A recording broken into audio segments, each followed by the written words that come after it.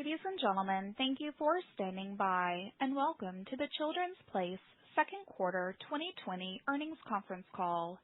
This call is being recorded. If you object to our recording of this call, please disconnect at this time. All participants have been placed in a listen-only mode, and the floor will be open for your questions following the presentation.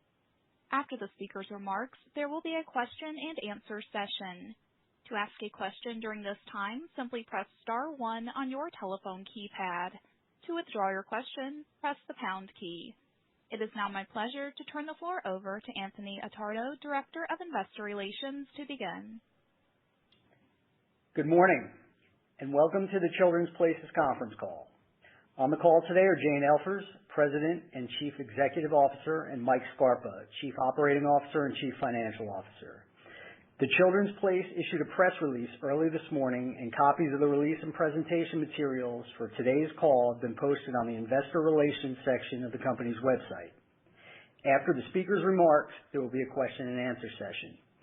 Before we begin, I would like to remind participants that any forward-looking statements made today are subject to the safe harbor statements found in this morning's press release, as well as in the company's SEC filings, including the Risk Factors section of the company's annual report on Form 10-K for its most recent fiscal year.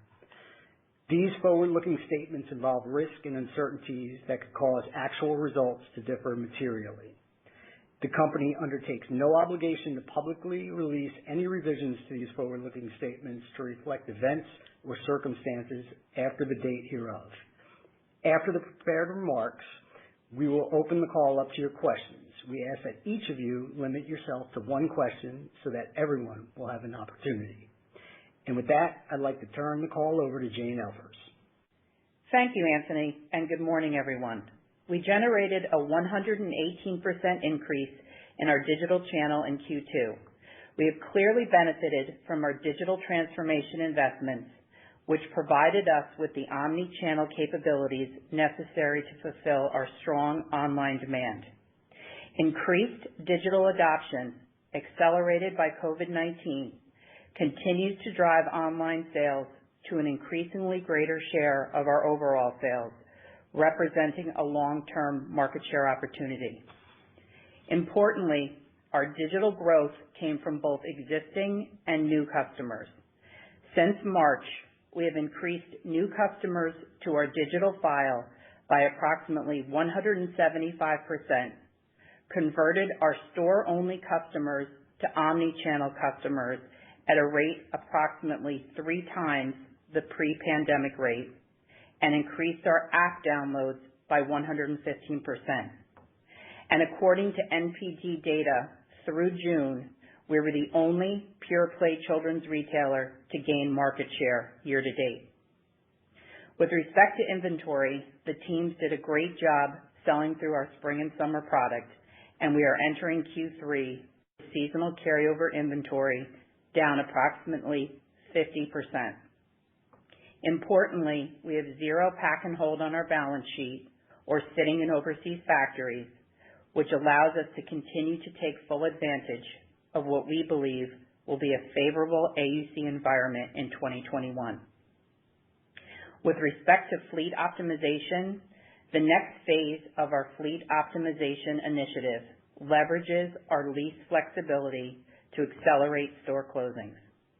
We are targeting 300 store closures through the end of fiscal 2021, with 200 in fiscal 2020, inclusive of the 102 permanent store closures we executed during the first half of 2020, and 100 closures in fiscal 2021, bringing our total fleet to approximately 625 stores by the end of fiscal 21. And lastly, since the onset of the pandemic in March, we have focused on internally modeling and externally discussing the potential short-term headwinds of COVID-19 as they relate to our business, particularly the impact of continued remote learning through the back half of the year and the pressure on Q4 due to reduced holiday traffic and a sustained promotional environment. At the same time, we've remained focused on the long term by accelerating our digital and fleet optimization strategies in support of market share opportunities that have been and will continue to be created by the pandemic. And now I'll turn it over to Mike. Thank you, Jane, and good morning, everyone. I'll start by reviewing our Q2 results. I will then provide an update on our progress on the strategic actions taken to significantly accelerate our store closures. I will then provide some insight on our current business. Starting with our Q2 results. In the fiscal second quarter, we generated an adjusted EPS loss of $1.48. Net sales decreased approximately 12% to $369 million versus last year's $421 million. E-commerce sales increased 118% to approximately 71% of total net sales as online accelerated following store closures in March. Despite our stores being closed for over half of the selling days in the quarter, sales growth was up mid-single digits through the end of June when school districts across the country began moving to remote or hybrid learning models, which we believe meaningfully impacted sales in July. Last year, July represented approximately 39% of total Q2 sales. Adjusted gross margin. Adjusted gross margin decreased 760 basis points to 25.4% of net sales. Merchandise margins were down slightly in the quarter as a result of liquidation sales at stores permanently closed during the quarter. Merchandise margins in our digital business increased in the quarter. The gross margin decrease was primarily the result of higher fulfillment costs related to meaningfully higher levels of ship-from-store activity due to strong digital demand. Adjusted gross margin excluded approximately $27 million in charges, primarily due to occupancy charges related to stores temporarily closed due to COVID-19. We did resume rent payments on a modified basis in Q2 as stores began to reopen. Adjusted SG&A. Adjusted SG&A was approximately $104 million versus $116 million last year and deleveraged 60 basis points to 28.1% of net sales, primarily as a result of deleverage of fixed expenses resulting from the decline in sales, partially offset by a reduction in operating expenses associated with actions taken in response to the COVID-19 pandemic. Adjusted SG&A excludes approximately $11 million in certain items, primarily related to approximately $9 million in charges due to incremental COVID-19 expenses in stores, along with store closing costs. Adjusted operating income. Adjusted operating loss for the quarter was $25 million versus operating income of $6 million last year, and delevered 820 basis points to negative 6.8% of sales. Tax rate. Our adjusted tax rate was 22.2% versus 15.9% last year. Moving on to the balance sheet. Our cash and short-term investments ended the quarter at $36 million as compared to $72 million in Q1. We ended the quarter with $251 million outstanding on our revolving credit facility compared to $235 million outstanding on our revolving credit facility in Q1. The changes reflect funding to support operations and seasonal working capital needs. Inventory management continues to be a top priority for us, and we exited the quarter with inventories down approximately 1% to last year, and with seasonal carryover inventory down by roughly half, allowing us to enter the important back half with current seasonal inventory. Based on current sales trends, we anticipate a build in inventory levels in Q3 versus last year, primarily in uniform and basics. The company plans to feature its back-to-school assortment for an extended period of time, permitting parents to shop later when there's additional certainty on the timing of a return to in-person learning. Moving on to cash flow and liquidity. We used approximately $43 million in cash flow from operations in the second quarter as compared to $2 million in cash generated in Q2 of last year. Historically, the company generates the majority of its annual cash flow in the back half of the year. Capital expenditures in Q2 were approximately $9 million. I'll now provide a brief update on our store activity in the quarter, along with planned actions we are taking to accelerate our fleet optimization initiative. We permanently closed 98 locations in the quarter, which brings our total store closures to 102 for the first half of fiscal 2020. We opened 2 locations in Q2 and ended the quarter with 771 of our 824 locations open to the public, with the remaining stores largely in California, anticipated to open as local health guidelines allow. As e-commerce demand has accelerated, partly as a result of COVID-19, we have significantly increased our planned store closures and continue to target approximately 300 store locations to close in fiscal 2020 and 2021. We remain on track with our target to close approximately 200 store locations in fiscal 2020, including the 102 locations closed in the first half of 2020, and approximately 100 additional stores that we are targeting to close in fiscal 2021, resulting in approximately 625 store locations by year-end fiscal 2021. By the end of fiscal 2021, we continue to expect to greatly reduce our reliance on our brick-and-mortar channel, resulting in a smaller, more profitable store footprint, and positioning us to enter fiscal 2022 with less than an estimated 25% of our total revenue in traditional malls. Outlook. Due to the continued level of uncertainty in the current business environment, we are not providing guidance for 2020. However, we think it is important to provide some insight with respect to our current business. The company is providing total net sales in lieu of comparable retail sales metrics, given the impact on the current business environment due to the continued number of store closures related to the COVID-19 pandemic. With over 90% of our major U.S. markets adopting either 100% remote or hybrid learning models for the start of the school year, our back-to-school sales have been significantly impacted. Approximately 70% of our Q3 sales are normally generated in August and September, with the majority of those sales coming from back-to-school apparel and accessories.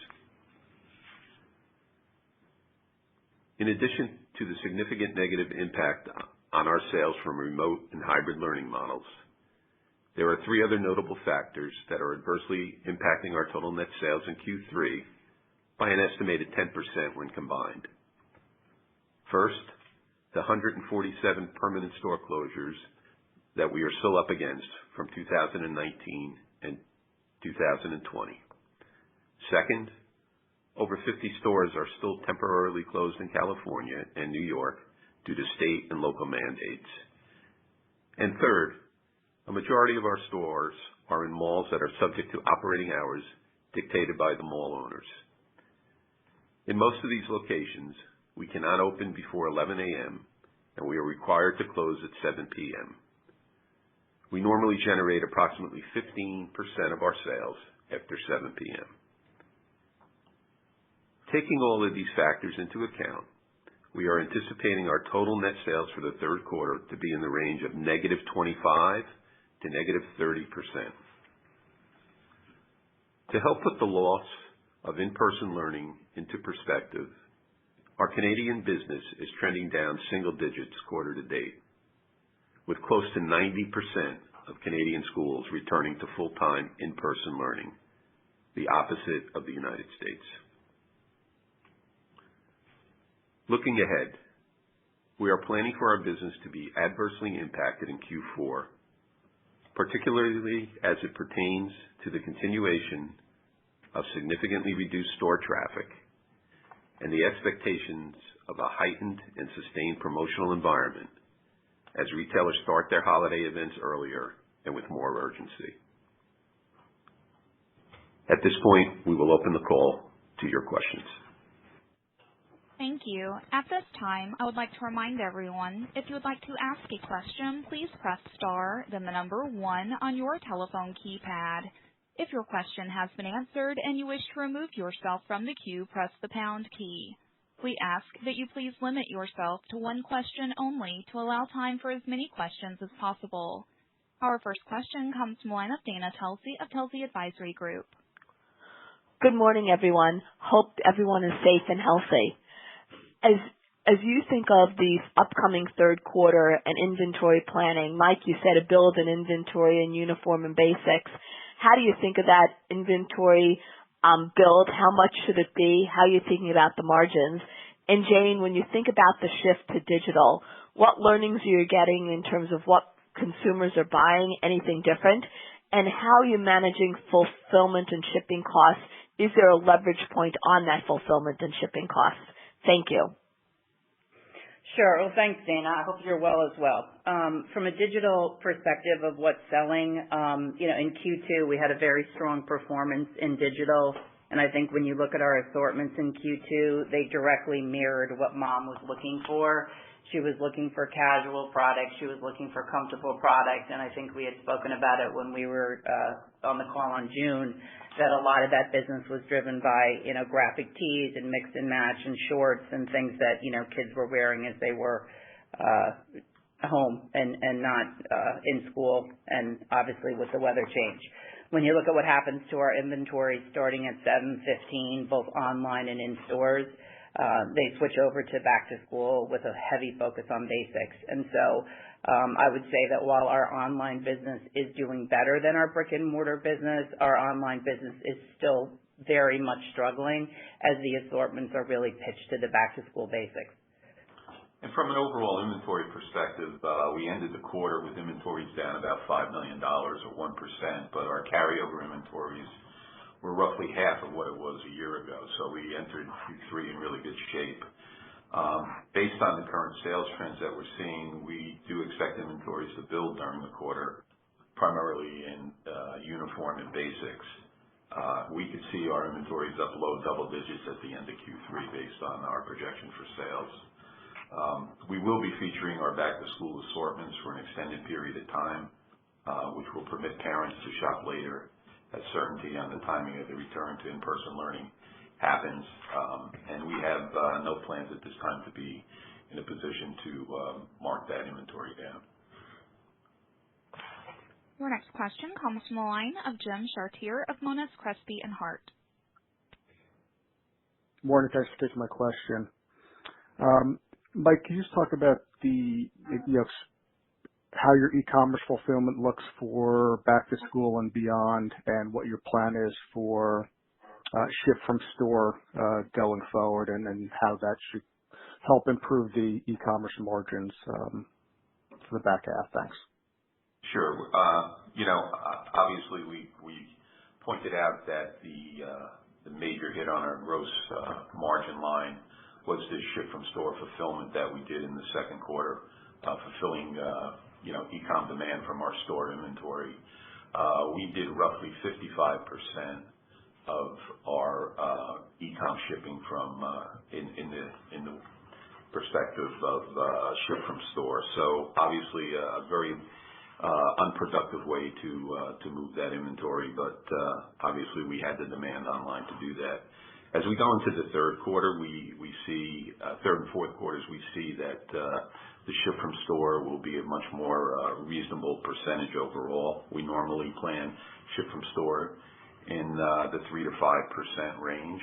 So from the third quarter perspective, we think our margins will continue to improve on a basis points differential versus last year, similar to what happened in Q2. But we think Q4 could be a different story. Q4 particularly as it pertains to significantly reduced store traffic, will result in a higher penetration of our e-com business, and we believe this, along with the establishment of surcharges on the shipping of e-commerce packages imposed by both UPS and USPS, will result in pressure on margins in the fourth quarter. Your next question comes from the line of Adrienne Yee of Barclays. Good morning, everybody as well. Jane, a couple questions for you. So holiday, obviously everybody's talking about an earlier shopping experience by the consumer, more concentrated, perhaps a big change in Black Friday. Can you talk about how you are staffing the stores, planning store events, and planning the inventory flow for holiday? And then number two, could you also give us an update on the Gymboree aspect and the launch therein? And then Mike, just a couple of housekeeping questions. I assume you're seeing the ATV size go up, the baskets go up on fewer shopping, encounters. And then on merch margin, I understand the pressure on the gross margin from shipping, deleverage, et cetera. On the merch margin, given that you're expecting that you have less carryover inventory and you're expecting to build that inventory at the end of the third quarter, when do we see merch margin flat or the positive inflection? Thank you very much. Sure. Okay. Well, let me start off. As far as Gymboree is concerned, the response to each new Gymboree collection that we've put out there has been very positive. It's still a small part of the business. We significantly de-emphasized the amount of dressy product that we placed in the back half of 2020, particularly for holiday due to COVID-19. And as we know, holiday dress up is a key part of the Gymboree business. So we're, not anticipating to see a big pop there. But they're very happy with the deliveries we have had. The feedback continues to be good from mom, and we'll be introducing mostly casual collections in early September. From a Children's Place point of view, from an inventory point of view, to start with that, with holiday, we did a significant pullback on dresses and dress-up product when we placed our holiday buy in anticipation that COVID-19 would continue and that, social get-togethers would be minimized. So that is, I think, a positive, certainly from a margin point of view, is that it's fashion product and, with a higher AUR. So that's a significant pullback. I think from just looking at Q4, we are being extraordinarily cautious as we think about Q4. We think that, as you mentioned, that the promotional environment will be heightened. It'll be sustained, throughout the entire quarter. We think that the holiday sales will start earlier as retailers try to spread the demand out, if you will. There is definitely a customer aversion to shopping in store. And I think that there is going to be significant pressure on Black Friday that might not be well understood right now. I think you're hearing a lot of people say that they're going to close on Thanksgiving, which, we are as well. But I don't think that they've really addressed Black Friday itself. We anticipate that there will be a significantly reduced Black Friday event. We're not even sure if there'll even be a traditional in-store Black Friday this year. Certainly, not appropriate to have doorbusters and, driving large amounts of traffic into the store. And we think families will be, very reticent to pack the malls on Black Friday and in some of those big December weekends. So we think that's definitely a jeopardy, from a store's point of view. You certainly have the freight surcharges that Mike spoke about. So, you're looking at an unnaturally high percentage of online business in Q4. And, that has been a growing percent of our business. But like I said, it's going to be an unnaturally high percent of our business. So the freight surcharges are going to hurt there on the margin lines. We don't know about COVID spikes, or are there going to be more temporary store closures throughout Q4. And then you throw on top of it the uncertainty around the presidential election. So, just overall proceed with caution. And just from a merchandise margin perspective, our merchandise margins in the second quarter were pretty much in line with our expectations. They were just down slightly, and they were predominantly driven by the 98 stores that we liquidated and closed in the quarter, along with a higher penetration of e-com compared to last year. Merch margins actually increased in our e-com business in the second quarter. In the third quarter, our point of view is that we can continue to see slightly elevated merch margins for both our retail and e-com business. Though when you look at the penetration of e-com, we anticipate that it'll be higher than where it was a year ago, so that could slightly dilute the merch margins overall. And then from an inventory perspective, I did indicate that the build was in uniform and basics, and at this point in time, as I mentioned, we do not have any plans to mark that down, and we'll leave that at our normal selling price as we continue on through the quarter. Your next question comes from the line of Jay Sole of UBS. Great. Thank you so much. I just want to ask you about, one of your competitors who caters more to an older female is, closing a whole lot of stores. Can you just talk about how that's impacted the business lately? And more importantly, do you see an opportunity to perhaps take market share after those stores are gone when you look into next year? Thank you. Sure, Jay. I assume you're talking about Justice. And so Yep. As far as Justice is concerned, they had 828 stores, and their strategy was to liquidate 710 of those stores, or 86%, which would leave them with 118 stores and a website. All of those 710 liquidations are complete as of last week, so that liquidation is completely behind us.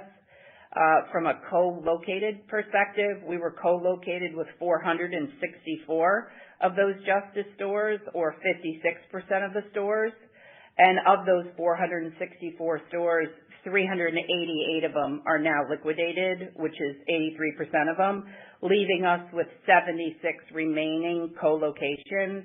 From a market share point of view, obviously Justice was focused on the size 4 to 20 girl, which is, has a major overlap with us, particularly in the 4 to 10 age range. And their market share in 2019, the total market share in 0 to 10 in 2019 was about $26.5 billion, and they were 1.7% of that. Your next question comes from the line of Paul Lejuez of Citi. Hey guys, thanks.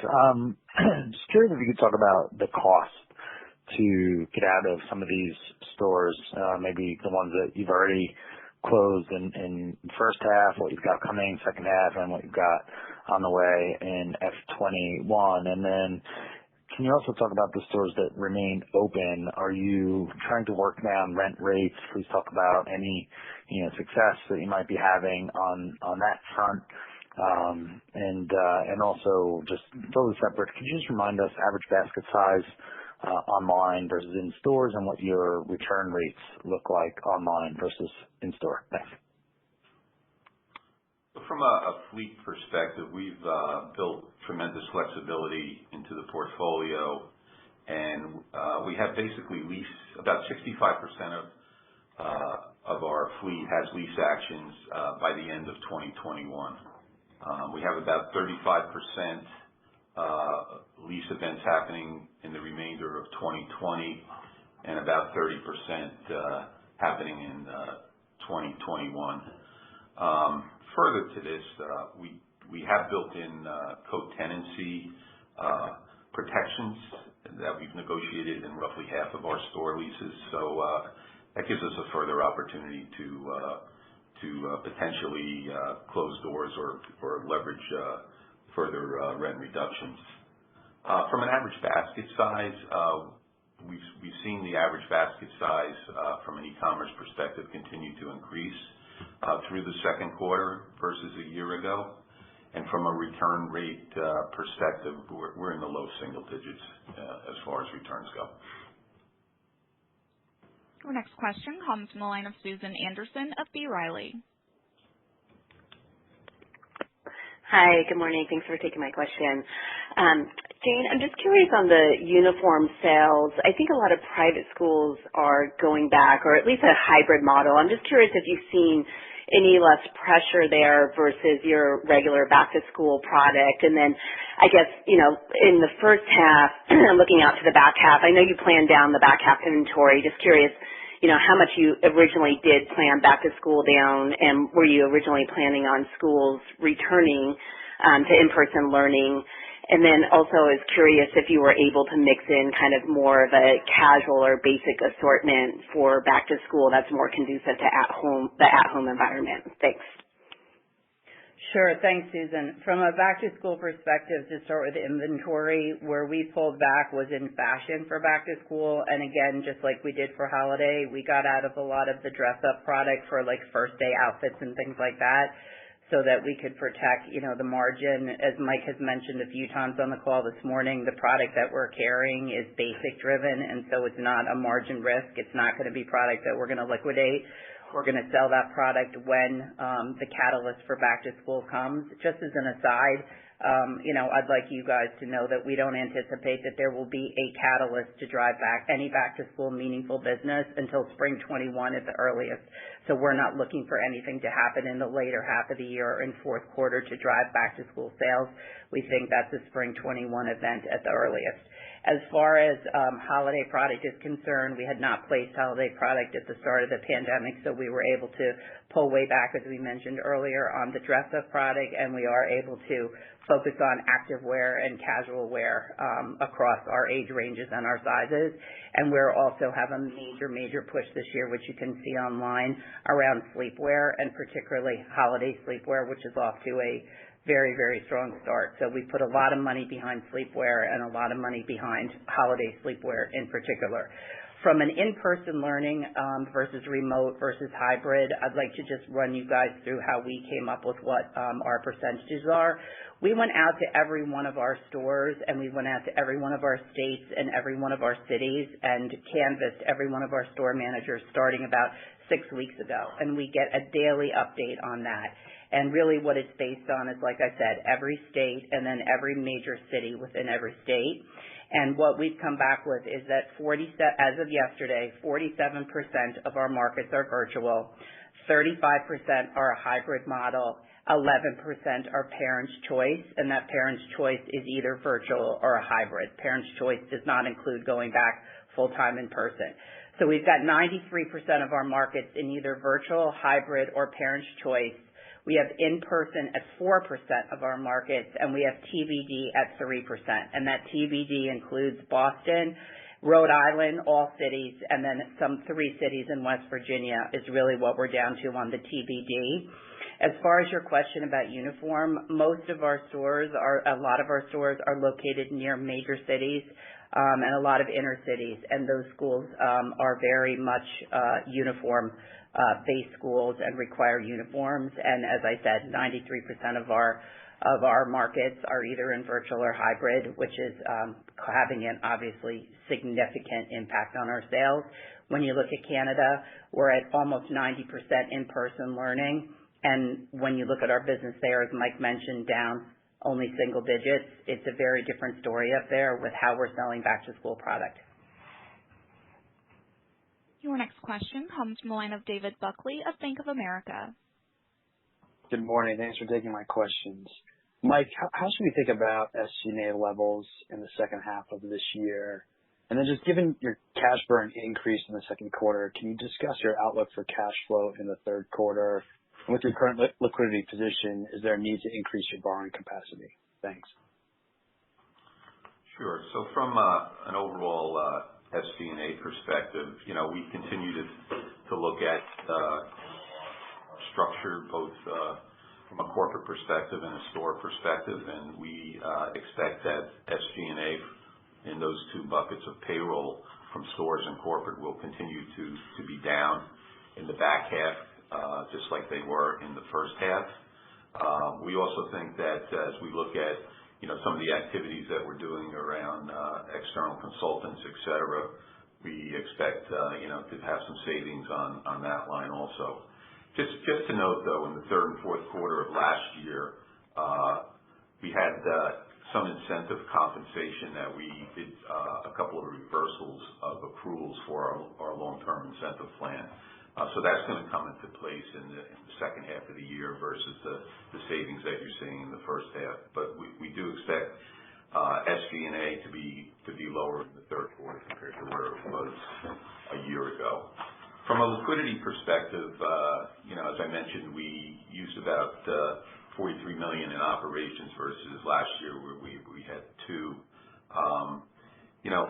For the first half of the year, we basically used about $83 million in cash, roughly about $100 million difference compared to where we were a year ago and where we were in the previous year. Our expectations are that we're going to end 3Q at a similar cash and ABL level, and we will generate cash in the fourth quarter. So we think we'll end the year in a better position than we ended the second quarter.